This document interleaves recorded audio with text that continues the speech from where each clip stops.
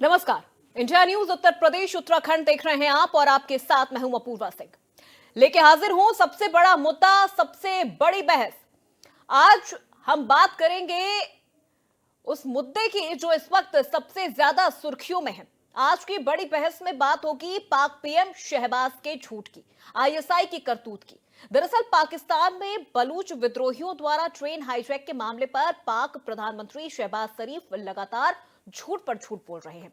तो दूसरी तरफ शहबाज की शह पर आईएसआई लगातार अपने खतरनाक मंसूबों को अंजाम देने की फिराक में लगा हुआ है।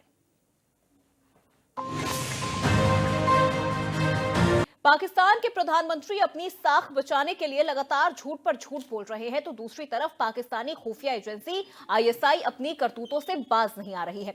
दरअसल बलूच विद्रोहियों द्वारा ट्रेन हाईजैक के मामले पर शहबाज शरीफ लगातार झूठ बोल रहे हैं। पहले उन्होंने बयान दिया कि हाईजैक हुई ट्रेन को बलूच विद्रोहियों से मुक्त करा लिया गया है, साथ ही सभी बंधकों को रिहा भी करा लिया गया है। लेकिन बीएलए के शहबाज की पोल खोलने के बाद वो अपने बयान से ही यू टर्न मार गए। तो दूसरी तरफ शहबाज शरीफ की शह पर पाकिस्तानी खुफिया एजेंसी आईएसआई लगातार अपने खतरनाक मंसूबों को अंजाम देने की फिराक में है। आईएसआई ने न जाने कितनी विश्वकन्याएं तैयार कर रखी हैं, जो भारतीय सेना और सैन्य प्रतिष्ठानों में तैनात अधिकारियों और कर्मचारियों को अपने प्रेम जाल में फांस कर उनसे अहम जानकारियां हासिल करती हैं। सवाल उठने लगे हैं, ट्रेन हाईजैक पर पाकिस्तान छिपा रहा था सच। ट्रेन हाईजैक में मौत के आंकड़ों पर झूठ क्यों बोल रहा पाकिस्तान? आखिर पाकिस्तान की सेना में इतनी जल्दी ऑपरेशन कैसे खत्म कर दिया? क्या ये बीएलए के सामने हुई अपनी हार को छिपाने की कोशिश तो नहीं? पाकिस्तान और बीएलए के अलग अलग दावे हैं, लेकिन सच ये भी है शहबाज का झूठ। आईएसआई की करतूत पूरी दुनिया के सामने है। इसी मुद्दे पर बहस करने के लिए हमारे साथ एक खास पैनल भी जुड़ेगा, लेकिन इससे पहले आप देखिए इंडिया न्यूज की ये खास रिपोर्ट। देश की खुफिया जानकारी पाकिस्तान की खुफिया एजेंसी आईएसआई को सौंपने वाले गद्दार रविंद्र कुमार को गिरफ्तार कर लिया गया है। जी हां, रविंद्र कुमार की गिरफ्तारी के बाद कई एक खुलासे लगातार हो रहे हैं। रविंद्र कुमार जो फिरोजाबाद की ऑर्डिनेंस फैक्ट्री में काम करता था और वहां पर उसे हनी ट्रैप कर जिस तरह खुफिया जानकारियां एक के बाद एक उसके जरिए आईएसआई को भेजी गई, यानी उसके पास से मिले रेडमी मोबाइल फोन्स के जरिए जो गैलरी में और उसकी मेमोरी में जो डिटेल्स मिली हैं वो चौंकाने वाली हैं। रविंद्र ने न सिर्फ आर्मी स्टैब्लिशमेंट से जुड़ी हुई जानकारियां, ऑर्डिनेंस फैक्ट्री के ऑर्डर्स और साथ ही साथ अलग अलग रेजिमेंट्स को जाने वाले प्रिक्यूरमेंट ऑर्डर्स की भी जानकारी आईएसआई को दी थी। ये बहुत गंभीर मामला इसीलिए निकलकर सामने आया है क्योंकि ये जानकारियां बहुत क्रिटिकल थीं। अलग अलग आर्मी बेसिस को भेजे जाने वाले असलहे और गोला बारूद से जुड़ी जानकारी आईएसआई को देने के बाद सीधे तौर पर कहा जाए तो रविंद्र ने वो जानकारियां दी हैं जो आर्मी स्टैब्लिशमेंट की तरफ से बहुत ही क्रिटिकल मानी जाती हैं। लिहाजा अरविंद पर ना सिर्फ देश की अलग अलग एजेंसीज ने नजर बनाकर रखी थी और उसके बाद सब कुछ पुख्ता हो जाने के बाद अरविंद की गिरफ्तारी हुई। यूपी एटीएस ने जब इस ऑपरेशन को सफल बनाया और अरविंद को गिरफ्तार किया तो उसके पास से मोबाइल फोन्स और एक हार्ड डिस्क की भी जानकारी मिल रही है। सूत्रों के मुताबिक रविंद्र नेहा नाम की जिस लड़की से बात कर रहा था वो असल में आईएसआई की एक एजेंट थी जो रविंद्र को हनी ट्रैप में फंसाने के बाद उससे एक के बाद एक जानकारियां मुहैया करा रही थी। उसने शुरुआती दौर में बताया कि वो आईएनएस में काम करती है, आईएनएस के लिए वो जानकारियां हासिल कर रही है रविंद्र से, और खासतौर पर इस तरह की बातें वो रविंद्र से करती थी कि रविंद्र बहुत सारी जानकारी व्यवहारिकता में ही बता देता था। ये भी जानकारी मिल रही है कि रविंद्र का कोई मददगार भी हो सकता है। लिहाजा ऑर्डिनेंस फैक्ट्री और साथ ही साथ रविंद्र के करीबी लोगों पर भी नजर रखी जा रही है। रविंद्र के फोन कॉल डिटेल्स में तकरीबन 200 लोगों की जो डिटेल्स है उनकी जो सर्विलांस है उसे रखा गया है और खासतौर पर उन फोन कॉल डिटेल से भी बहुत सारी जानकारियां हासिल की जा रही हैं। रविंद्र आईएसआई के हैंडलर से किस तरह बात करता था, किस तरह ये जानकारी उन्हें मुहैया कराता था, किन ऐप्स का इस्तेमाल। शुरुआती दौर में रविंद्र ने 2024 में टेलीग्राम का इस्तेमाल किया। उसके बाद कॉल स्पूफिंग के जरिए जब वो बातचीत करता था तो वो नेहा को एक एक जानकारी मौखिक तौर पर बताता था। इसके बाद नेहा ने उससे वीडियो और फोटोग्राफ मांगना शुरू किए। रविंद्र ने चुपचाप कई सारे फोटोग्राफ्स और वीडियोस खींचना शुरू किए ऑर्डिनेंस फैक्ट्री के अंदर। आर्मी स्टैब्लिशमेंट से जुड़ी हुई यानी बहुत क्रिटिकल जानकारियां, अलग अलग एम्यूनेशंस की जानकारियां और साथ ही साथ अलग अलग इक्विपमेंट्स की सभी बड़ी जानकारियों में एक बहुत बड़ी बात यह भी निकल कर आई है कि प्रोजेक्ट गगनयान जो भारत की सबसे फ्लैगशिप प्रोजेक्ट्स में से एक है चंद्रयान के बाद, जिसमें किसी व्यक्ति को बैठाकर आप स्पेस में भेज सकते हैं। इस प्रोजेक्ट पर भारत काम कर रहा है और सूत्रों के मुताबिक पूरी ऑर्डिनेंस फैक्ट्री में इससे जुड़े भी कुछ प्रोजेक्ट्स चल रहे थे, यानी फिरोजाबाद ऑर्डिनेंस फैक्ट्री का गगनयान प्रोजेक्ट से भी सीधा कनेक्शन है।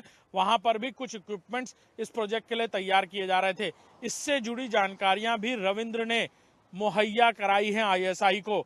और क्या इस जासूसी के खेल में रविंद्र ने किसी और को भी शामिल किया था, ये बहुत बड़े सवाल हैं, जिसको लेकर अब रविंद्र को रिमांड पर लिया जा रहा है। और रविंद्र के रिमांड पर लिए जाने के बाद रविंद्र से ना सिर्फ यूपी एटीएस बल्कि देश की अन्य एजेंसीज भी पूछताछ करेंगी, जिसमें कई सारे बड़े खुलासे हो सकते हैं।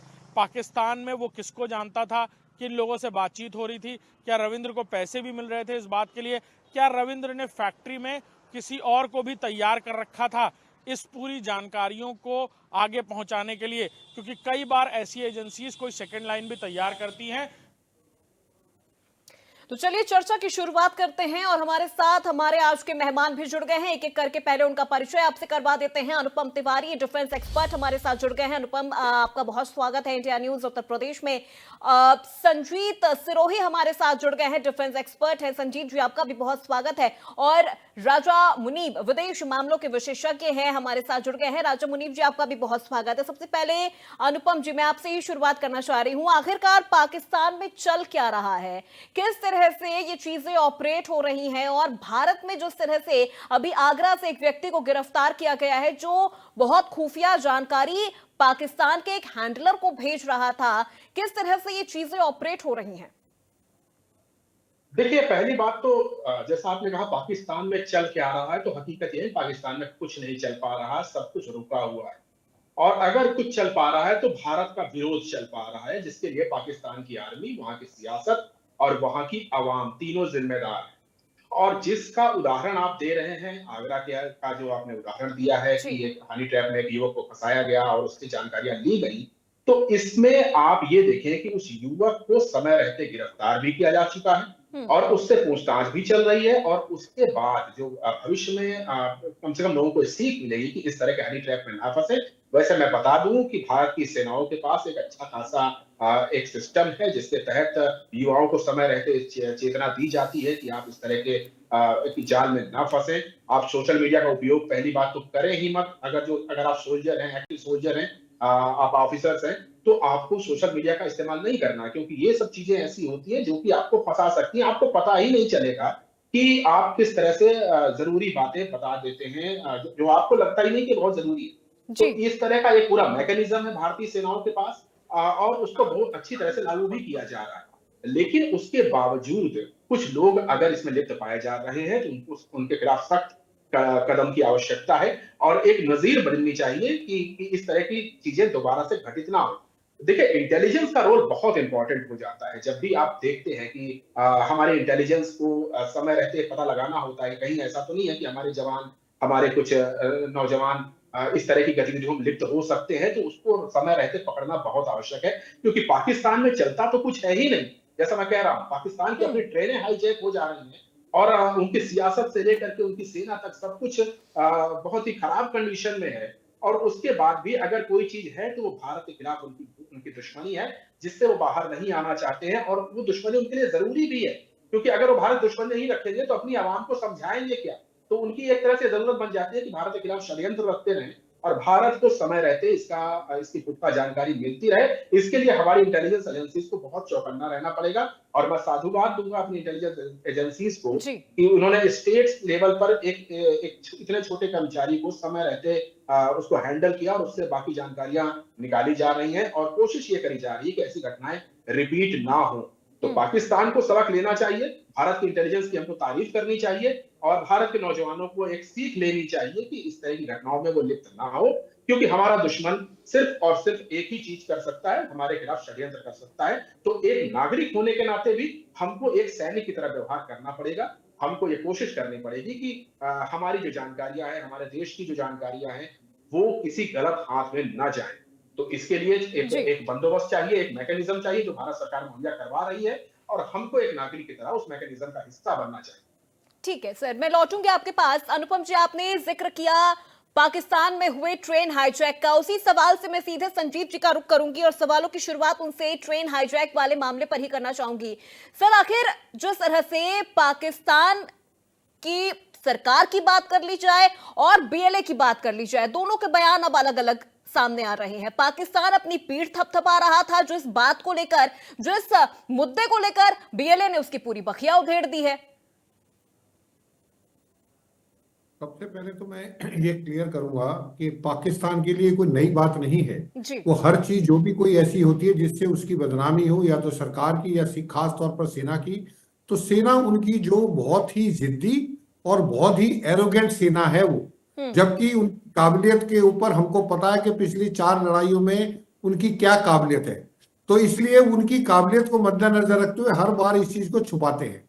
अभी मैं जिस दिन ट्रेन हाईजैक हुई थी उस दिन मैं एक चैनल पे था और उनके वहां पे पाकिस्तानी पत्रकार थे और पूरा मीडिया इंडिया का उसको कवर कर रहा था, इंटरनेशनल मीडिया भी कवर कर रहा था। और वो साहब बोलते हैं कि आपका ये ऐसा लगता है कि आप बॉलीवुड की मूवी चला रहे हैं, ऐसा कुछ नहीं हुआ, कोई ट्रेन हाईजैक नहीं हुई, कुछ नहीं हुआ, ये आप लोगों के आपका जो मीडिया है वो जो है झूठी कल्पना करके झूठी बातें बताता है। तो मेरा ये कहना है कि पाकिस्तान की चाहे वो सरकार हो और चाहे उनकी जो है आईएसआई हो और चाहे उनकी जो है पब्लिक रिलेशन जो डिपार्टमेंट है आर्मी का, जिसमें जनरल चौधरी साहब हैं जो कि ये बयान दे रहे हैं कि सिर्फ 31 आदमी मरे हैं, जिसमें से 23 जो है हमने मिलिटेंट्स को मार गिराया और हमने उनको जहन्नुम में पहुंचा दिया। बीएलए के मुताबिक जो है 214 हॉस्टेजेस को वो ले गए थे और 214 के 14 हॉस्टेजेस को उन्होंने मार दिया है, क्योंकि उन्होंने 48 घंटे का अल्टीमेटम दिया था कि 48 घंटे में जो हमारे पॉलिटिकल जो प्रिजनर्स आपने पकड़ रखे उनको छोड़ दो, नहीं तो हम इनको मार देंगे। जो सरकार है पाकिस्तान की या उनकी जो आर्मी है, उनके लिए ये कहना कि जी हमसे छुड़ाया नहीं गया, वो उनके लिए बहुत बेइज्जती की बात है। तो उन्होंने इतनी जल्दी इसको कवर अप करके कह दिया कि ऑपरेशन पूरे हो गए। मैं ये जानना चाहता हूं कि जो ट्रेन एक टनल के अंदर, गुफा के अंदर जो है गई है, उसके ऊपर हेलीकॉप्टरों से किस तरीके से इतनी जल्दी इन्होंने जो है उसके ऊपर कब्जा कर लिया, ये बहुत एक प्रश्न चिन्ह है जिसका जवाब पाकिस्तान कभी नहीं देगा।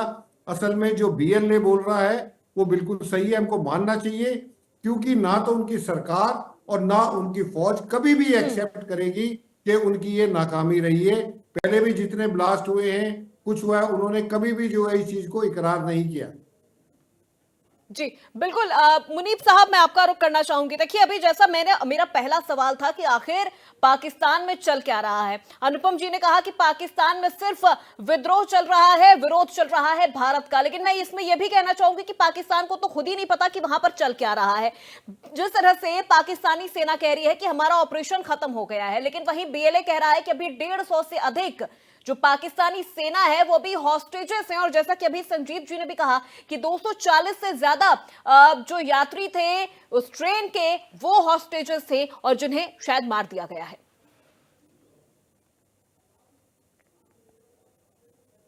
देखिए, पाकिस्तान की जहां तक बात की जाए, पाकिस्तान आईएसपीआर ने बहुत कोशिश की है कि इस ऑपरेशन को अंडरमाइन करें, इस पे झूठ फैलाएं, और ये नया नहीं है। हम हमेशा से पाकिस्तान में देखते आ रहे। 71 की जंग में जब वो बांग्लादेश में सरेंडर कर रहे थे तो याह्या खान रेडियो पे बोल रहे थे कि हम जंग जीत चुके हैं और बस फतह करने वाले हैं 2 दिन में। जो बलोचिस्तान से अगर आप देखेंगे, जितने भी सोशल मीडिया पे या इंडिपेंडेंट जर्नलिस्ट हैं या कुछ फॉरेन मीडिया हैं और जो आई विटनेसेस अकाउंट है, उनके मुताबिक जो पाकिस्तानी आर्मी की कैजुअलिटी है वो बिटवीन 120 एंड 150 के बीच में है। बीएलए ने आज की डेट, पाकिस्तान ने आज जो है अपने जर्नलिस्ट को एक टूर करवाया है उस ट्रेन का, जाफर एक्सप्रेस का, क्योंकि उनके मुताबिक ऑपरेशन खत्म हो गया, और ऑपरेशन खत्म भी हो गया वरना वो टूर नहीं कर पाते वहां का। बट जब तक ये ऑपरेशन चल रहा था तब तक पाकिस्तान की किसी भी मीडिया को इजाजत नहीं थी कि इसको कवर किया जाए। पाकिस्तानी मेन स्ट्रीम मीडिया इस बारे में बात नहीं कर रही थी, वो सिर्फ इतना ही बोल रही थी जो ISPR उनको एक रिटन हैंड आउट देता है वो उसी पे बात कर रहे थे, उसके अलावा उन्होंने बाहर बात नहीं की है। मगर अगर आप ग्राउंड से सोर्सेज लें, अगर आप सोशल मीडिया से सोर्सेज लें, अगर आप वॉइस ऑफ अमेरिका की रिपोर्ट देखें, अगर आप BBC की रिपोर्ट देखते हैं, तो उससे साफ जाहिर होता है कि पाकिस्तान की वहां पर एक हैवी कैजुअलिटीज हुई है। उसमें सिविलियन भी हैं, BLA के कुछ लोग भी हैं, हालांकि BLA का अपना स्टेटमेंट है कि उनके 12 जो हैं फाइटर्स वो मारे गए हैं इस मुठभेड़ में पाकिस्तानी आर्मी के साथ। पर BLA का ये भी कहना है कि उन्होंने 214 जो यरगमाल बनाए हुए थे, जिनको हॉस्टेज बनाया हुआ था, उनको उन्होंने मार दिया है। BLA ने जो पहले दिन जो है कुछ औरतें और बच्चों को और कुछ लोगों को जो बूढ़े थे उनमें से उनको छोड़ दिया, कोई 80 का एक नंबर वो भी था। पर पॉइंट ये है कि आज पहली बार पाकिस्तान में ऐसा हो रहा है कि पाकिस्तान के जो अपने इंटरनल हॉक्स हैं, जिनको हम हॉक बोलते हैं, जिसमें एक है अब्दुल बासित जी जो एम्बेसडर रह चुके हैं इंडिया के लिए, Pakistani high commissioner to India रह चुके हैं। आज वो भी पाकिस्तानी ISPR पे सवाल उठा रहे हैं कि आपका जो ये प्रेस कॉन्फ्रेंस थी इसमें गैप है, आप लोग इसको सीरियसली नहीं ले रहे और इस इशू को भी सीरियसली नहीं ले रहे, और आप इस जो ये एपिसोड हुआ है इसको भी आपने सीरियसली हैंडल नहीं किया है। तो जब पाकिस्तान के अपने हॉक्स जो हैं, जो हमेशा पाकिस्तान की आर्मी की पैरवी करते हैं और हमेशा वही बोलते हैं जो ISPR बोलता है, अगर आज वो ISPR पे सवाल उठा रहे हैं तो उससे ये पता चलता है कि पाकिस्तान के अंदर के हालात कितने खराब हैं, और पाकिस्तानी आर्मी को अब उनके अपने लोग, उनके अपने जो उनको बैक करने वाले हैं, वो भी अब उनको सीरियसली नहीं ले रहे, वो भी उनसे सवाल पूछ रहे हैं। तो पाकिस्तान के इंटरनल हालात जो हैं सिक्योरिटी के बहुत खराब है। पिछले 12 घंटे में 23 अटैक हुए हैं पाकिस्तान में, और खैबर पख्तूनख्वा साउथ में से लकी मरबत में हुआ है, टैंक में हुआ है, साउथ वजीरिस्तान अपर में हुआ है, 4 डिस्ट्रिक्ट्स में 23 अटैक हुए हैं, 2 सुसाइड अटैक हुए हैं। शाम को एक देवबंदी मदरसे पे भी एक ग्रेनेड अटैक हुआ है, जिसमें मौलाना शाकिर मुनीर जो है वो जख्मी है, वो लश्कर इस्लाम के फाउंडर है। तो इससे पता चलता है कि पाकिस्तान में जो सिचुएशन है वो बद से बुरी होती जा रही है, और पाकिस्तानी एस्टैब्लिशमेंट का जो कंट्रोल है वो कम्प्लीटली वो अपना कंट्रोल खो रहे हैं, खैबर पख्तूनख्वा में भी और बलूचिस्तान में। बिल्कुल। अनुपम जी, अभी जैसा कि मुनीब साहब कह रहे हैं कि पाकिस्तान की अगर सेना की बात कर ली जाए तो बहुत सारी सच्चाई है जो पाकिस्तान की सेना छुपा रही है। एक तरह से देखा जाए तो पाकिस्तान को वहां की सरकार नहीं सेना चला रही है, जो अब धीरे धीरे पाकिस्तान को पूरी तरह से बैकफुट पर ले आई है। जिस तरह से सिचुएशन इस वक्त पाकिस्तान में है, बिलावल भुट्टो को भी एक तरह से अब कहना पड़ रहा है कि बख्श दीजिए, जीने दीजिए, जैसी स्थिति इस वक्त पाकिस्तान में बनी हुई है। बिलावल भुट्टो जरदारी का भी बयान सामने आया है। देखिए, मैं मुनीब साहब से पूरी तरह सहमत हूं। पाकिस्तान में इस समय सिचुएशन लगभग एक सिविल वार जैसी है। चाहे खैबर पख्तूनख्वा देख लीजिए, चाहे बलूचिस्तान देख लीजिए, या फिर सिंध के कुछ इदारे भी देख लीजिए, वहां पर वहां की आवाम खुद अपनी सेना और अपने सियासतदानों के खिलाफ उठ खड़ी हुई है। और आपको ये समझना पड़ेगा कि ये जो हालत है पाकिस्तान की खुद की नासमझी की वजह से आई है। और बलूचिस्तान का अगर आप एग्जांपल ले लें तो वहां पर पाकिस्तान का ISPR बहुत गलत बोल रहा है, और पूरी दुनिया जान रही है कि उनका झूठ, पूरा उनका स्टेटमेंट झूठ का एक पुरिंदा है। और उसके बाद ये भी दुनिया जान रही है कि अब बलूचिस्तान का जो मूवमेंट था, जो एक अलग मूवमेंट हुआ करता था, उसकी जड़ें खैबर पख्तूनख्वा के तहरीक-ए-तालिबान मूवमेंट से जुड़ती हुई दिखाई दे रही। और ये पाकिस्तान के लिए बहुत बड़ा खतरा है, क्योंकि जब बलूचिस्तान के उग्रवादी और खैबर के उग्रवादी आपस में मिलकर के ऑपरेट करेंगे तो पाकिस्तान के लिए उनको संभालना लगभग असंभव हो जाएगा। और वहां की सेना जो सिर्फ झूठ के पुरिंदे भेजती है, वो सेना इनको कैसे हैंडल कर पाएगी ये सब जानते नहीं कर पाएगी। चाहे 23 अटैक की, जैसा मुनीब साहब बता रहे थे, 23 अटैक की बात कर रहे हैं, या फिर इतना बड़ा एक वाकया हो जाता है ट्रेन हाईजैक का, पूरी दुनिया अचंभे से उसको देखती है। पूरी दुनिया ये देख रही है कि ये जो चीजें केवल फिल्मों में, किस्से कहानियों में हुआ करती थी, पाकिस्तान के अंदर आज वो हकीकत बन बैठा है। और हकीकत इसलिए बन बैठा है कि पाकिस्तान ने कुछ इलाकों में इतनी ज्यादतियां करी हैं वहां की सेना ने, कि अब अपनी ज्यादतियों को छुपाने का उनके पास कोई जरिया नहीं बचा है। और साथ ही साथ अब जो वहां पर हो रहा है उस बोलन के इलाके में, जहां पर ट्रेन को छुड़ाने की बात कर रहे हैं, आतंकवादियों को एलिमिनेट करने की बात कर रहे हैं, वो भी कितना बड़ा झूठ है, ये सब बिल्कुल से साफ हो रहा है। और इसमें क्वेश्चन मार्क नहीं लगाना चाहिए हमको समझना चाहिए कि DG ISPR हो या फिर पाकिस्तान की हुकूमत में बैठे हुए तमाम नेता हो, सब के सब झूठ बोल रहे हैं। और बिलावल भुट्टो वगैरह की जो बात आपने कही है, ये भी कुछ मौका परस्त लोग हैं। उनको लग रहा है कि शायद इस सिचुएशन में उनके लिए कुछ पॉलिटिकल फायदा हो सकता है, तभी वो विरोध के स्वर उठा रहे हैं। उनका भी पाकिस्तान से कोई खास लेना देना नहीं है। जी। वो सब भी एक मौका परस्त नेता हैं, जिनको एक अवसर की तलाश है जब वो शहबाज शरीफ को गद्दी से हटा करके खुद पाकिस्तान के वजीर आजम बन जाएं। और पाकिस्तान की सेना के बारे में तो बात ही क्या करी जाए। वो सेना ऐसी सेना है जो कि एक इस तरह के मिशन को बता रही है जैसा उन्होंने बहुत बड़ा काम कर दिया है। और हकीकत यह है कि 250 लोगों को के मरने के ताबूत वो लोग भेज रहे थे, और उसके बाद वो कह रहे हैं कि हमने सारे टेररिस्ट को मार दिया है, हमने बलूचिस्तान मूवमेंट खत्म कर दिया है। अरे साहब, सिचुएशन ये आ चुकी है कि अब आज के बाद इस घटना के बाद पाकिस्तान का जो बलूचिस्तान मूवमेंट है वो और ज्यादा उग्र हो जाएगा। उनको ये बात समझनी पड़ेगी कि जो उन्होंने कत्लो गारत का दौर बलूचिस्तान में चला रखा था वो इसके बाद बहुत आगे निकलेगा। और अब ये केवल वक्त की बात रह जाएगी कि बलूचिस्तान हो, सिंध हो या फिर खैबर हो, ये सब के सब अपनी इंडिपेंडेंस की मांग करेंगे। और इसके लिए जिम्मेदार सिर्फ और सिर्फ वहां की सेना होगी। और सेना की नाकामयाबी के पीछे झूठ के सारे उस नाकामयाबी को नहीं छुपाया जा सकता है। ये भी आप और हम आने वाले कुछ समय में देख लेंगे। ठीक है। सिरोही साहब, आपसे एक चीज समझना चाहूंगी। अभी जिस तरह का मामला हमने आगरा में देखा कि एक व्यक्ति को गिरफ्तार किया गया है इस वजह से कि उसने कुछ खुफिया जो जानकारी है वो पाकिस्तानी एक हैंडलर को वो दे रहा था, हनी ट्रैप के जरिए उसको फंसाया गया। गगनयान से जुड़ा हुआ वो पूरा जो खुफिया जो जानकारी है वो दी जा रही थी। पाकिस्तान में इस वक्त जो चीजें चल रही हैं, पाकिस्तान में इस वक्त जो सिचुएशन है, और क्या पाकिस्तान अब गगनयान प्रोजेक्ट पर भी सेंध लगाने की तैयारी कर रहा है? क्या इसे किसी तरह से कनेक्ट किया जा सकता है? देखिए, इसमें कोई दो राय नहीं है कि कोई भी देश जिसके साथ आपके हालात ठीक नहीं है, वो अगर अपनी स्पाइंग एजेंसीज को, अपने स्पाइस को, जासूसों को आपके देश में किसी ना किसी शक्ल में, जैसे आपने कहा हनी ट्रैप है, ये हनी ट्रैप का जो कॉन्सेप्ट है ये इजराइल आर्मी ज्यादा चलाती है। तो ये हनी ट्रैप का जो है अब यहाँ पे भी चलना शुरू हो गया है। तो उससे इसमें कोई नई बात नहीं है, कोई ये पहला इंसिडेंट नहीं है और ना ये आखिरी इंसिडेंट होगा। लेकिन मैं ये बताना चाहता हूँ कि जिस लेवल का वो इंसान था जिसने ये सारी जानकारी दी है, मुझे नहीं लगता कि इतनी सारी जानकारी उसके पास होंगी उस लेवल के इंसान के पास, या उस, क्योंकि वो अधिकारी तो है नहीं।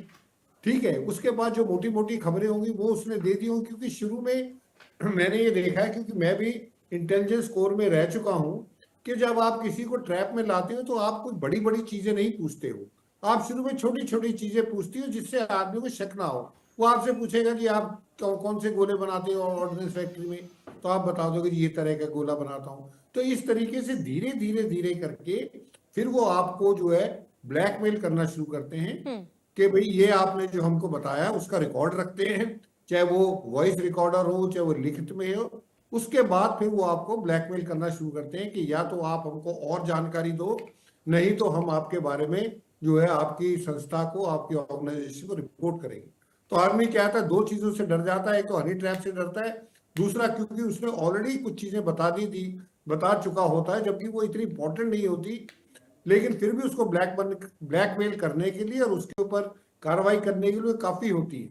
तो ये जो हुआ है ये बहुत सीरियस मामला है, इसके ऊपर पूरी की पूरी तहकीकात होगी। और फिर तहकीकात होने के बाद जैसे बताया है मुनीब साहब ने कि उसको उसमें हिरासत में उसको कस्टडी में ले लिया, रिमांड पे ले लिया है। रिमांड पे लेने के बाद उससे जो जानकारी आएगी, लेकिन मुझे नहीं लगता कि गगनयान के चक्कर में इतनी ज्यादा उसको नॉलेज होगी जिससे हमारे इस प्रोजेक्ट के ऊपर कुछ असर पड़ सके। सिरोही साहब, देखिए, इससे पहले भी इस तरह के कई मामले सामने आ चुके हैं जब पाकिस्तान की जो स्पाई एजेंसी है वो हिंदुस्तान के जो खास तौर पर जो युवा हैं उनको इस तरह से बहलाना, फुसलाना और फिर यहां से खुफिया जानकारी को कलेक्ट कर लेना, इन चीजों पे लगाम लगाने के लिए क्या कुछ करना पड़ेगा? कहां कमी रह जा रही है?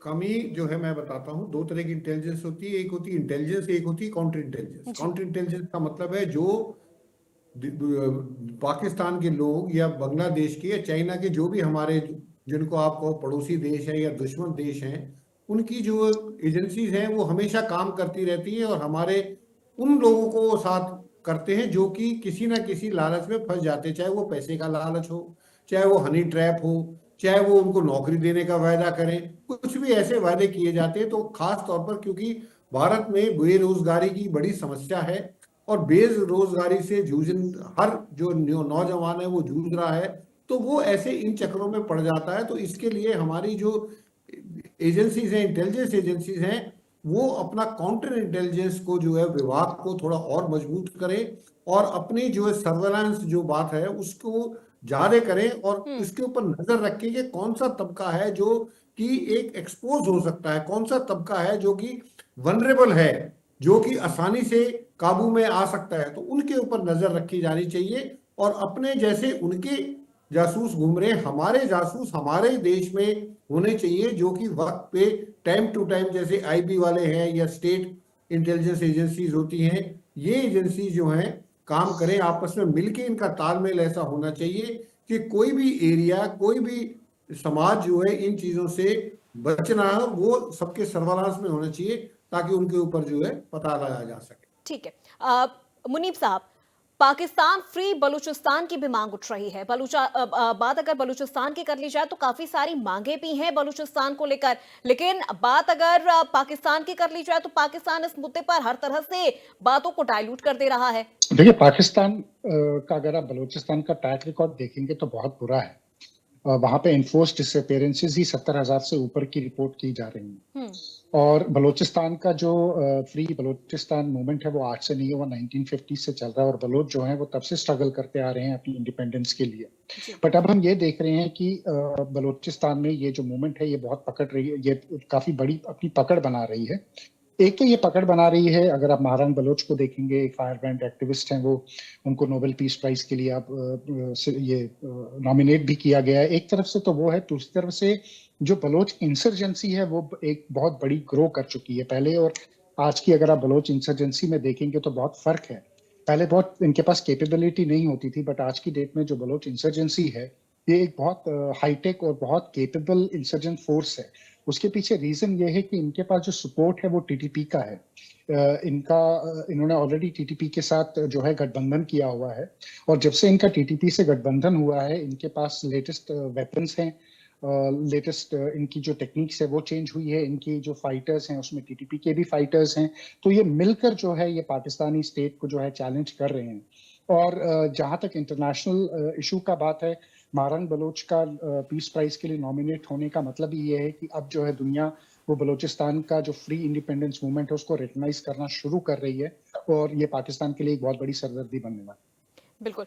अनुपम साहब, एक चीज यहाँ पर पाकिस्तान के लिए बहुत बड़ा चैलेंज है बीएलए से भिड़ना और बीएलए से निपटना। क्या तैयारी आपको लग रही है कि पाकिस्तान की है? क्या पाकिस्तान इसके लिए पूरी तरह से तैयार है? स्ट्रैटेजी तैयार है पाकिस्तान की? क्योंकि जिस आईएसआई को पाकिस्तान पनाह दे रहा था अब उसी की करतूत पाकिस्तान छिपा नहीं पा रहा है। देखिए, अगर सिर्फ हम 2-4 दिनों के घटनाक्रम को देखें तो इसमें 2-3 चीज साफ समझ में आती है। पाकिस्तान का जो उनकी इंटेलिजेंस एजेंसीज हैं, जो उनकी सो कॉल्ड बहुत दुनिया भर में विख्यात आईएसआई है, इन सब का फेलियर साफ दिखाई दे रहा है कि इतनी बड़ी घटना हाईजैक की हो जाती है और उनके इंटेलिजेंस को कुछ पता ही नहीं चलता है। देखिए, बहुत बड़ी बात है, आप कोई छोटी मोटी चोरी कर लें और इंटेलिजेंस ना पता लगा पाए वो समझ में आता है, लेकिन एक ट्रेन ही चोरी हो जाए और आपकी इंटेलिजेंस के कान पर जूं तक नहीं रेंग रही है, इसी से पता चलता है कि वो जो विश्वविख्यात आईएसआई है जिसके शान में कसीदे पढ़े जाते हैं वो दरअसल अब किसी काम की नहीं बची है। और दूसरी बात, अगर हम बलोच मूवमेंट को देख लें तो बलोच मूवमेंट एक कमिंग ऑफ द एज जिसको बोलते हैं वहां पर आ चुका है। और जिस तरह से इस घटना को अंजाम दिया गया, जिस तरह से लोगों को मारा गया, जिस तरह के वहां की आर्मी के लोगों को बंधक बनाया गया, ये बहुत बड़ी बात है। और अगर इसमें पर्दा डालेगी पाकिस्तान की सेना या पाकिस्तान की इंटेलिजेंस एजेंसी तो इससे उनका ही नुकसान होने वाला है, क्योंकि बलोच मूवमेंट अब उस मुकाम पर है जिसके बाद अब उनको सिर्फ और सिर्फ अपनी आजादी ही चाहिए और अब वो अपनी आजादी लेकर के रहेंगे, क्योंकि उनको पिछले 70-80 सालों से लगातार दबाया गया है, उनका एक तरह से नाश कर दिया गया है और जितने भी मूवमेंट हुए हैं उनको धोखा दिया गया। आप देखेंगे 48 से लेकर के आज तक की जितने भी उनके बातचीत हुई है, हर बार बलोचों को धोखा दिया गया है, उनके मुख्यमंत्रियों को मरवाया गया है, उनके तमाम लीडरांस को गायब कर दिया गया है और आम लोगों की कोई गिनती नहीं है कितने लोग वहां पर अदृश्य किए जा चुके हैं। उनकी सेना पाकिस्तानी सेना उनको अपने साथ उठा ले गई है। औरतों के साथ, बच्चों के साथ कितने जुल्म किए गए हैं उसके ऊपर कई सारे नॉवेल लिखे जा सकते हैं। तो बलोच मूवमेंट पाकिस्तान को एक आईना दिखाने के लिए भी है कि आप अपने ही देश के नागरिकों को इस तरह से नहीं रख सकते कि वो बंदूक उठाने पर मजबूर हो जाए। और इसमें एक जो सबसे बड़ी चीज है, जो लोगों को नजर में नहीं आ रही, वो मैं आपके चैनल बताना चाहता हूँ कि बलोचों के पास इतनी ताकत, इतनी ट्रेनिंग, इतने ऐसे हथियार आ कैसे गए। ये सिर्फ और सिर्फ एक आतंकवादी घटना नहीं हो सकती है। दरअसल पाकिस्तान की सेना में, वहां की इंटेलिजेंस एजेंसीज में भी कुछ लोग ऐसे हैं जो कि अंदर खाने बलोचों के साथ मिलना चाहते हैं। उनको बलोचिस्तान मूवमेंट सही और जस्टिफाइड लगता है। और इसमें कई सारे नाम ऐसे हैं, और एक बहुत मशहूर एक मेजर थे, कोई मुझे उनका नाम नहीं पता, मैंने इंटरनेशनल मीडिया में उनके बारे में जिक्र सुना था कि पाकिस्तान की आर्मी ने उनको अपनी जी। सेना से किसी मसले पर बाहर निकाल दिया, और वो चूंकि बलोच थे और बलोचों के साथ हो रही ज्यादती को देख रहे थे, और उनके अंदर एक गिल्ट महसूस हुआ उनको, तो वो जाकर के उन्हीं बीएलए के लोगों को ट्रेनिंग देना शुरू कर चुके, जिन्होंने इतनी बड़ी घटना को अंजाम दे दिया है। यानी कि पाकिस्तान का जो सियासत है, जो सेना है, जो इंटेलिजेंस है, उसके अंदर भी कुछ लोग ऐसे हैं जो ये मान बैठे हैं कि ये मूवमेंट अब रुकने वाला नहीं है। और जो वहां का जो मूवमेंट है वो तो ग्रो कर ही रहा है, और पाकिस्तान के अंदर भी अब एक घुटन महसूस होने लगी है लोगों को। तो ये समझना पड़ेगा कि इस पर पर्दा डालना पाकिस्तान की नादानी होगी, और अगर वो पर्दा डालते रहे या फिर भारत के ऊपर आरोप लगा करके ध्यान भटकाने की कोशिश करते रहे, तो इसमें नुकसान सिर्फ उनका है। और बलोचों को जितनी जल्दी आजाद कर दिया जाए, एक स्वतंत्र देश बने, वो उनके लिए भी बेहतर होगा और पाकिस्तान के लिए भी बेहतर होगा। ठीक है सर, आपके इसी सवाल के साथ मैं सिरोही साहब का रुख करना चाहूंगी। सर, बलूच अब पूरी तरह से आक्रामक हो गया है पाकिस्तान के लिए, और जितने वीडियोस हमने देखे हैं, जो चीजें सामने आई हैं, यानी बलूच अब पूरी तरह से ये कह रहा है साफ तौर पे कि हम पूरी तरह से तैयार हैं, हमारी पूरी तैयारी है। अब आप किस तरह से हमसे निपटते हैं, ये आपकी जिम्मेदारी है। बिल्कुल, मैं बिल्कुल आपसे सहमत हूँ, क्योंकि आप ये देखिए कि बलूचों का आप देखो कितना जो है उनके साथ कितना बुरा किया। जैसे मरीज साहब ने बताया है, 1940 में ये ट्राइबल स्टेट होती थी। जब पाकिस्तान को आज़ादी मिली तो उन्होंने एक एग्रीमेंट साइन किया इन ट्राइबल्स के साथ कि आप हमारे साथ रहिए, और आपको जो है जो स्टेट आपकी है ट्राइबल स्टेट, हम इसी को रिकग्नाइज करते हैं। लेकिन 1948 में उन्होंने जबरदस्ती अपनी सेना को भेज के इस पूरे बलूचिस्तान के ऊपर कब्जा कर लिया। कब्जा क्यों किया? उसमें आप देखें कि बलूचिस्तान एक सबसे बड़ा राज्य है पाकिस्तान का, उसके पास सबसे ज्यादा नेचुरल रिसोर्सेज हैं, उसके बाद जो है कोयला है, उसके बाद नेचुरल गैस है, उसके बाद सोना है। और पिछले 70-75 साल में हुआ क्या है कि पाकिस्तान में पॉवर्टी रेट है 40%, जबकि बलूचिस्तान में है 71%। लिटरेसी रेट पाकिस्तान में है 60% और बलूचिस्तान में है सिर्फ 40%। और ग्रोथ अगर आप देखें 2020 के जो आंकड़े से मैं बता रहा हूं कि पाकिस्तान की जो इकोनॉमी है वो 4.2% से ग्रो कर रही है, जबकि बलूचिस्तान की सिर्फ 2.1% से कर रही है। तो आप इससे अंदाजा लगा सकते हैं कि पाकिस्तानी सरकार ने कितना जो है इसको, इस प्रदेश को इस कितना नजरअंदाज किया है। यहाँ का सारा जो इनका मिनरल्स है, जो इनका है, वो पंजाब और थोड़ा बहुत सिंध के लिए इस्तेमाल किया जाता है, बलूचिस्तान को बिल्कुल निगलेक्ट किया जाए। उसके बाद जब से ये सीपैक शुरू हुआ है तो बलूचियों को लग रहा है कि जो है पाकिस्तान ही नहीं हमको लूट रहा था, अब ये जो चाइना जो सीपैक कॉरिडोर बना रहा है, इसके जरिए भी चाइना हमसे जो है हमारा जो मिनरल्स हैं, हमारी जो नेचुरल रिसोर्सेज हैं, उनको जो है चाइना में ले जाएगा। और ग्वादर पोर्ट भी बलूचिस्तान में ही है। तो अगर आप ये देखिए तो बलूचियों के साथ बहुत अत्याचार हुआ है। जैसे नीब साहब ने बताया 70,000 से लोग जो है गायब है, उनका ये नहीं पता है कि वो जेल में है कि मर गए हैं। तो इस तरीके से जो इंसर्जेंसी है उसको आप फौज की ताकत से आप उसको कंट्रोल नहीं कर सकते, और पाकिस्तान की फौज में इतनी काबिलियत नहीं है कि इतनी बड़ी इंसर्जेंसी को खत्म कर सके। हमारे यहाँ भी इंसर्जेंसी थी, कश्मीर में भी थी, नॉर्थ ईस्ट स्टेट में थी, लेकिन हमने उन इंसर्जेंसी को आराम से वहां पे खुशहाली ला के, वहां पे तरक्की करके, वहां के लोगों का स्टैंडर्ड और लिविंग बढ़ा के उसको दूर किया है। और वो फौज के जूते से उसको दूर करना चाहते, वो कभी दूर नहीं हो। ठीक है सर, बिल्कुल। मुनीब साहब, एक चीज यहाँ पर मैं समझना चाहूंगी कि बात हम अगर बलूचिस्तान की कर रहे हैं, पाकिस्तान फ्री बलूचिस्तान का जो तरह से आप बता रहे हैं कि ये मूवमेंट भी सालों साल से चल रहा है, अब जिस तरह से बलूच काफी ज्यादा आक्रामक हो गया है, क्या इसे हम अभी शुरुआत माने? क्या ये जो चैलेंज है पाकिस्तान के लिए, ये आगे और भी ज्यादा बढ़ सकता है? देखिए, ये चैलेंज पाकिस्तान के लिए ऑलरेडी बढ़ चुका है। अगर आपको याद होगा, अभी रिसेंटली JUIF के और चीफ है मौलाना फजलुर रहमान, उन्होंने पाकिस्तान नेशनल असेंबली में खड़े होकर ये बोला था कि बलूचिस्तान में 7 से 8 डिस्ट्रिक्ट ऐसे हैं कि कल की डेट में अगर वो आज़ादी डिक्लेयर कर देंगे तो हम कुछ नहीं कर सकते, हमारे हाथ खड़े हो जाएंगे और दुनिया जो है उसको रिकग्नाइज करेगी। उससे आपको पता चलता है कि बलूचिस्तान का जो इंडिपेंडेंट मूवमेंट है वो कितना आगे आ चुका है और पाकिस्तानी स्टेट कितना फेल हो चुकी है उस मूवमेंट को रोकने में। पाकिस्तान के लिए एक बहुत बड़ा हेडेक हो गया है, क्योंकि एक तरफ से तो चाइना जो है वो बहुत प्रेशर बना रहा है, क्योंकि पाकिस्तान ने सीपेक की, जैसे कर्नल साहब ने बात की, सीपेक प्रोजेक्ट जो है वो चाइना के लिए फेल होता जा रहा है पाकिस्तान में। तो उसका कर्जा जो है पाकिस्तान पे बहुत चढ़ता जा रहा है और चाइना का बहुत प्रेशर है पाकिस्तान पे एक एंड से। दूसरे एंड से बलोची इंसर्जेंसी जो है उसने इतना प्रेशर बना के रखा है कि कुछ एरियाज को उनका लिटरली कंट्रोल है। स्टेट ऑफ रिट जो है वो है नहीं। बलूचिस्तान के जो चीफ मिनिस्टर हैं सरफराज बुगटी, उन्होंने भी ये बात बोली है कि कि हम इनको 3 घंटे से ज्यादा कंट्रोल किसी एरिया का दे नहीं सकते। मतलब वो भी ये मानते हैं कि 3 से 4 घंटे का कंट्रोल एक इंसर्जेंट ग्रुप जो है वो करती है, चाहे वो कलात में करे, फिर चाहे वो मस्तान में करे, चाहे वो बलूचिस्तान के बाकी पार्ट्स में करे। तो 7-8 डिस्ट्रिक्ट तो ऑलरेडी पाकिस्तान के ऐसे हैं, बलूचिस्तान के ऐसे हैं जो पाकिस्तानी कंट्रोल से ऑलमोस्ट बाहर हैं। और ये जो रुख है ये बहुत तेजी से जो है पाकिस्तान के लिए बदल रहा है और बलूचिस्तान इंडिपेंडेंट मूवमेंट जो है ये बहुत तेजी से आगे बढ़ चुकी है और पाकिस्तान के लिए बहुत बड़ी हेडेक खड़ी है। पाकिस्तान के लिए बहुत बड़ी हेडेक है।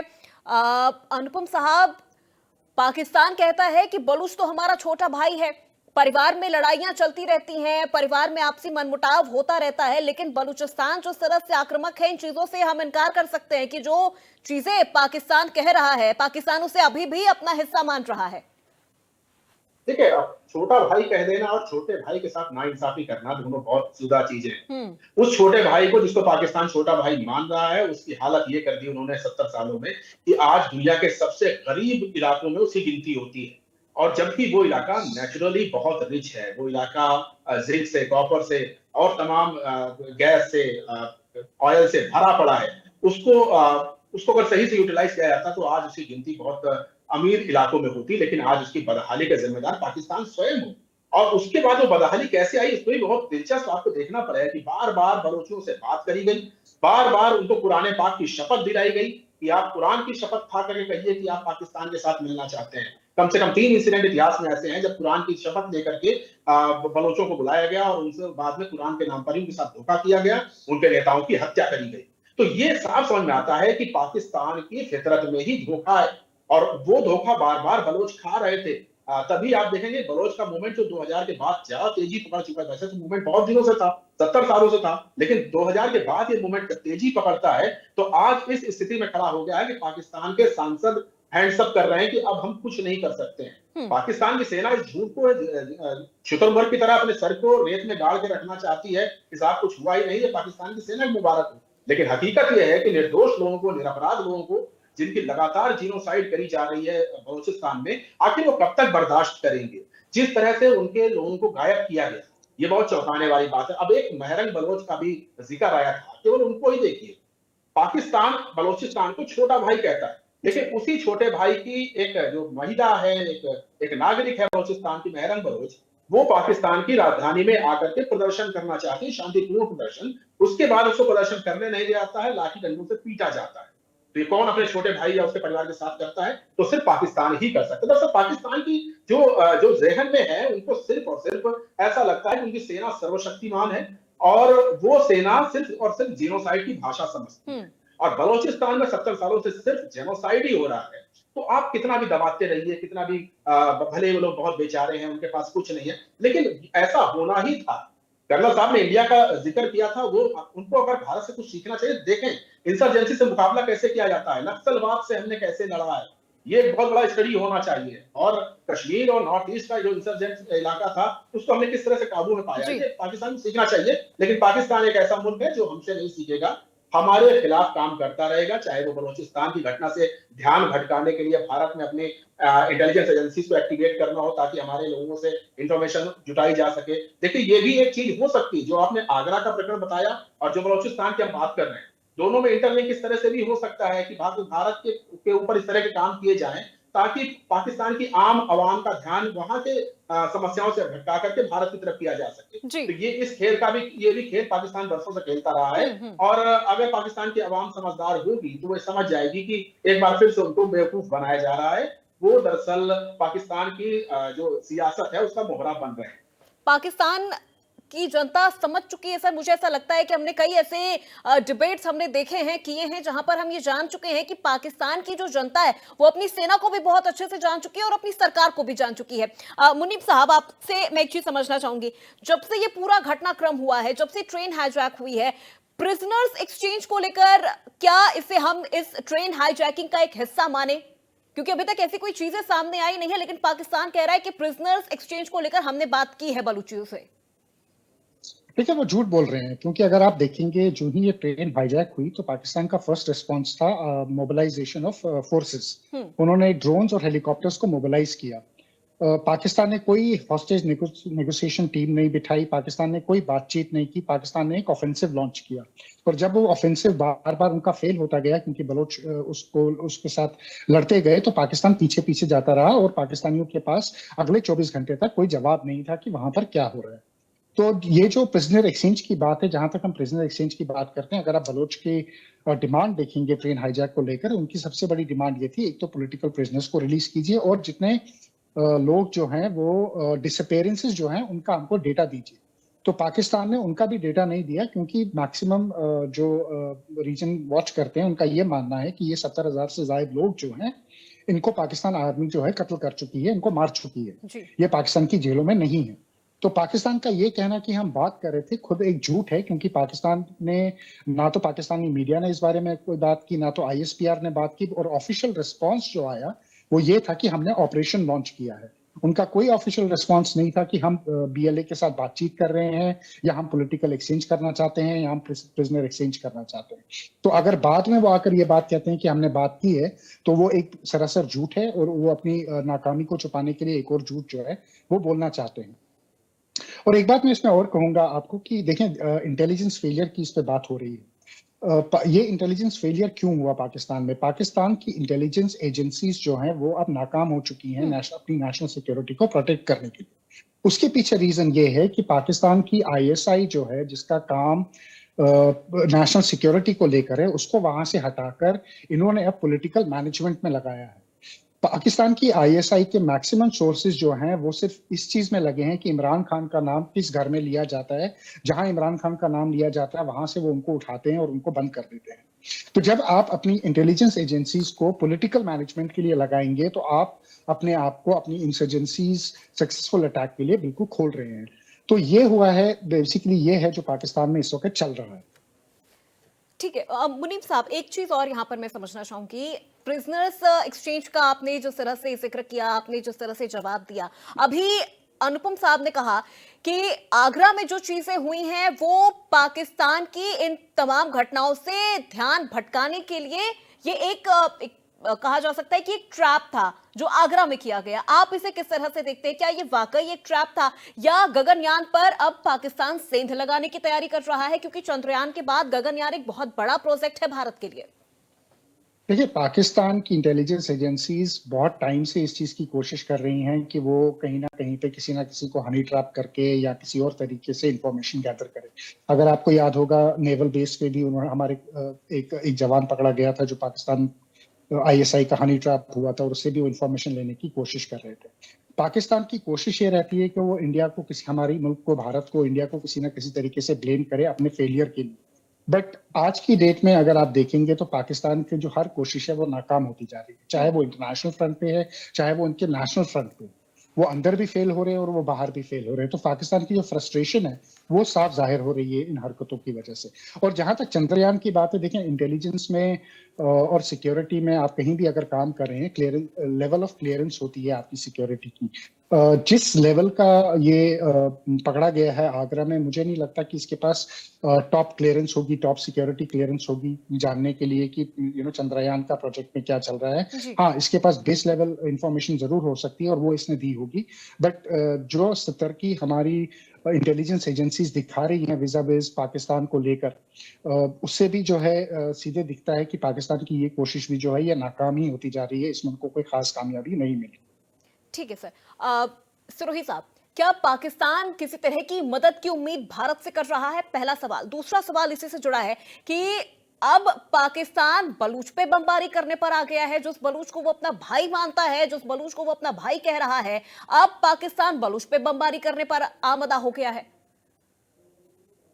देखिए, सबसे पहले तो मैं ये कहूंगा कि जब छोटा भाई कहते, पहले तो बलूचिस्तान छोटा भाई नहीं है, बलूचिस्तान बड़ा भाई है, क्योंकि सबसे बड़ा प्रदेश है वो पाकिस्तान में। जी। तो वो अब सवाल इस चीज का है कि वो बमबारी, वो पाकिस्तान की आर्मी या पाकिस्तान के आर्म फोर्सेस इतने जो है वो है, जब मैं कहूँगा जलाद है कि उन्होंने बांग्लादेश में क्या किया, उन्होंने बलूचिस्तान में, अगर वो इन सब जगह की देखो, टिक्का खां के बारे में आप देखो क्या क्या बातें हुई थी, उसके बाद जनरल न्याजी के बारे में क्या क्या, तो वो तो जहाँ पे जाएंगे उनको कोई फर्क नहीं पड़ता कि ये हमारे देश के नागरिक हैं कि हमारे देश के नागरिक नहीं, कोई भी जो उनके संस्था के खिलाफ, उनके ऑर्गेनाइजेशन के खिलाफ हाथ उठाएगा, उसके ऊपर वो जो है बर्बरता से जो है उसके ऊपर कार्रवाई करेंगे। तो ये तो उनकी जहन में, उनकी फौज की जहन में ये है, उनके कोई फर्क नहीं पड़ता कि पाकिस्तानी है कि हिंदुस्तानी है, उनके लिए जो भी गलत है, उसके लिए जो उनकी नजरों में गलत है उसके ऊपर वो कुछ भी कर सकते हैं। तो इसमें कोई मुझे शक नहीं है कि अगर कल बॉम्ब भी गिराने पड़े तो वो अपने बलूचिस्तान में बॉम्ब भी गिरा सकते हैं। बिल्कुल दूसरा सर। सवाल क्या था? जी सर, दूसरा सवाल मेरा ये था कि क्या भारत से किसी तरह की मदद की उम्मीद कर रहा है पाकिस्तान इस सिचुएशन से निकलने में? बिल्कुल नहीं करेगा। वो पूरी दुनिया में सबसे मदद ले लेगा, वो भारत से मदद नहीं लेगा, क्योंकि भारत से मदद लेने का मतलब है कि वो अपनी हार मान रहा है। और वो बावजूद इस चीज के कि 4 लड़ाई लड़ने के बाद 1948, 1965, 1971 और 1999 की कारगिल लड़ाई में हारने के बाद भी पाकिस्तान को हमेशा ये लगता है कि हमारी फौज भारत से ऊपर है, और जो है वो सबसे, मैं बोल रहा हूँ, वो भूटान से मदद ले लेगा, वो सबसे ले लेगा, लेकिन वो भारत से मदद बिल्कुल नहीं लेगा। और अगर भारत मदद की ऑफर भी करेगा, कहेगा कि हम आपकी मदद करना चाहते हैं, तो भी वो नहीं लेगा। मेरे को पक्का इसमें यकीन है। बिल्कुल। अनुपम सर, जिस तरह से अभी सिरोही साहब ने कहा कि पाकिस्तान भूटान से मदद ले लेगा, लेकिन भारत से वो किसी तरह से मदद की उम्मीद भी नहीं करेगा, ना ही मदद लेगा। लेकिन पाकिस्तान बार बार ये कह रहा है कि हमारे और बलूचिस्तान के रिश्ते को तो भारत भी मान रहा है, भारत भी जानता है कि हमारे लिए बलूचिस्तान कितना प्रिय है, हमारा छोटा भाई है। लेकिन फिर भी अब जो चीजें हम देख रहे हैं कि पाकिस्तान उलट के बमबारी कर रहा है, तो बलूचिस्तान उतना ही आक्रामक होता जा रहा है।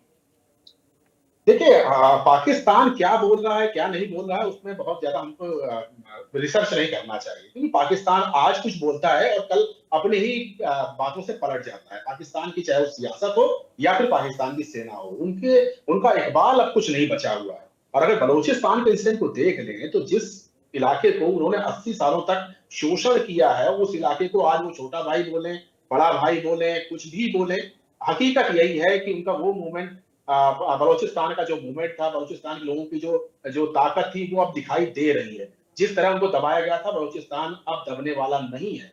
बॉम्बिंग की आप बात कर रहे हैं, निश्चित तौर पर वो बॉम्बिंग करेंगे, क्योंकि पाकिस्तान की सेना को निहत्थे लोगों को मारने के अलावा कुछ आता ही नहीं है।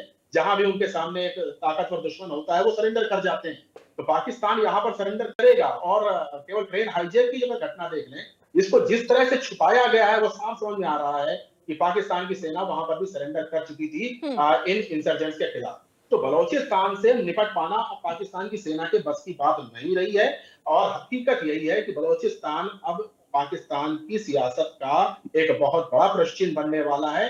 भारत यहाँ पर प्लेयर है ही नहीं। मैं बताऊं, अगर भारत प्लेयर होता तो बलूचिस्तान अब तक आजाद हो गया होता। भारत को यहाँ पर यह चाहिए कि वो सिर्फ और सिर्फ इंटरनेशनल लेवल पर बलूचिस्तान में ज्यादतियां कर रही पाकिस्तानी सेना की चीजों को उजागर करने में बलूचिस्तानियों की मदद करे। और भारत अगर ये काम करता है तो एक ह्यूमन राइट्स के लिहाज से या मानवता के लिहाज से ये भारत के लिए एक जरूरी कदम होना चाहिए। और मुझे लगता है भारत इसके ऊपर बात करेगा। बलूचिस्तान की इंसर्जेंसी को दुनिया के सामने पाकिस्तान तो कभी नहीं लाएगा, बीएलए के लोगों की भी एक सीमित संसाधन है, वो भी नहीं ला सकते हैं। तो ये काम भारत जैसे शांतिप्रिय देशों करना चाहिए। भारत के पड़ोस में इतना बड़ा मूवमेंट चल रहा है, तो एक बड़ा भाई होने के नाते पूरे साउथ एशिया में सबसे बड़ा भाई, हम भाइयों की बात करें, सबसे बड़ा भाई भारत है। भारत की जिम्मेदारी है कि पाकिस्तान के अंदर एक इलाका जिसका पाकिस्तान की सियासत ने लगातार शोषण किया है, ठीक है। लगातार जुल्म किया है, उसको दुनिया के सामने लाए। भारत को यह करना चाहिए। ठीक है, एक आखिरी सवाल मुनीब साहब आपसे, जिस तरह की चीजें इस वक्त हम पाकिस्तान में देख रहे हैं, बलूचिस्तान ने जिस तरह से ट्रेन हाईजैक किया है, क्या बलूचिस्तान ये दिखा चुका है कि पाकिस्तान की जो डेमोक्रेटिक जो डेमोक्रेसी है पाकिस्तान की, वो किस तरह से फेल हो चुकी है?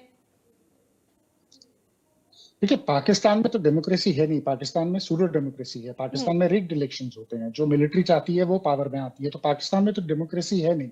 हाँ, पाकिस्तान की तानाशाही, पाकिस्तान की जो मिलिट्री है, जो डिक्टेटरशिप है, उसको बलोचों ने जो है वो पूरी दुनिया के सामने एक्सपोज कर दिया है। और जो पाकिस्तान ने एक ये अपना फार्स बनाया हुआ है, एक ये मुकुट डाला हुआ है डेमोक्रेसी का, उसको भी उन्होंने उतार कर फेंक दिया है। क्लियरली इससे साबित होता है कि पाकिस्तान की जो मिलिट्री है वो जो है इन कंट्रोल है, और पाकिस्तान में डेमोक्रेसी नाम की चीज तो है नहीं। वहां पर तो इलेक्शन फ्री एंड फेयर होते नहीं है। बलूचिस्तान में इलेक्शन फ्री एंड फेयर नहीं होते। जो मिलिट्री चाहती है वही सीएम बनता है, जो मिलिट्री चाहती है वही मिनिस्टर बनता है, वही पीएम बनता है। तो वो जो एक मुखट है वो बलूच इंसर्जेंसी की वजह से जो है कंप्लीटली वो उतर भी गया है पाकिस्तान पर। ठीक है सर, बहुत शुक्रिया हमारे साथ सभी मेहमानों का जुड़ने के लिए। देखिए, वक्त हमें इतनी इजाजत दे रहा है, चर्चा को यहीं समाप्त करना पड़ेगा। मुनीब साहब आपका बहुत शुक्रिया, अनुपम जी और सिरोही साहब आप सभी का बहुत शुक्रिया। तो जिस तरह से बलूचिस्तान अब पूरी तरह से अटैकिंग मोड में आ गया है, पाकिस्तान के लिए एक बहुत बड़ी चुनौती बलूचिस्तान ने खड़ी करती है कि अब आखिर पाकिस्तान अपना मुंह छिपाए तो छिपाए कहां। जो इस बर्बादी पर पाकिस्तान पीठ थपथपा रहा था, उस बर्बादी को बलूचिस्तान ने पूरी तरह से सामने ला दिया है, खोल कर रख दिया है। तो आज बड़ी बहस में मेरे साथ बस इतना ही। प्रदेश की तमाम खबरों के लिए आप देखते रहिए इंडिया न्यूज उत्तर प्रदेश उत्तराखंड।